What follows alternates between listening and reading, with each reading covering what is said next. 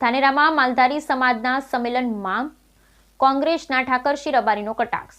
ધાનેરા ખાતે માલધારી સમાજના સંમેલનમાં કોંગ્રેસના ઠાકરસિંહ રબારીનો કટાક્ષ। સમાજને રાવણની રાજનીતિ વાંચવાનું કહ્યું। જો રાવણે વિભીષણને ન મોકલ્યો હોત તો લંકાની ગાદીમાં રામ રાજ કરતો હોય। રાવણ રાજનીતિ હતી કે મારા મત પછી લંકાની ગાડી પર વિભીષણ બેસે। ઠાકરસિંહ રબારીએ રબારી સમાજના સંમેલન કર્યો કટાક્ષ। બ્યુરો રિપોર્ટ ભરત ઠક્કર, બનાસકાંઠા।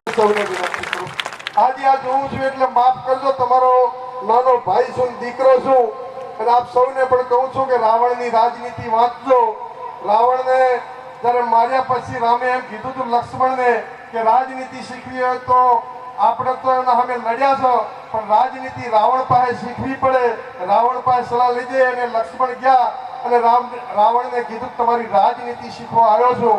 ત્યારે કીધું કે મારા તો ઘણું બધું બાકી છે, પરંતુ હું જો રામના હાથે ના મળું તો સ્વર્ગમાં ના જઉં, એના માટે મેં સર્જન કર્યું હતું। પણ વિભીષણને જો તમારી પાસે ના મૂકું તો મારી લંકાની ગાદીમાં રામ રાજ કરતા હોત। એટલે મારી એ રાજનીતિ હતી કે મારા મોત પછી મારી લંકાની ગાદી પર મારો માજાયો વિભીષણ બેહે, અને જેના કારણે મેં વિભીષણને મૂક્યો હતો।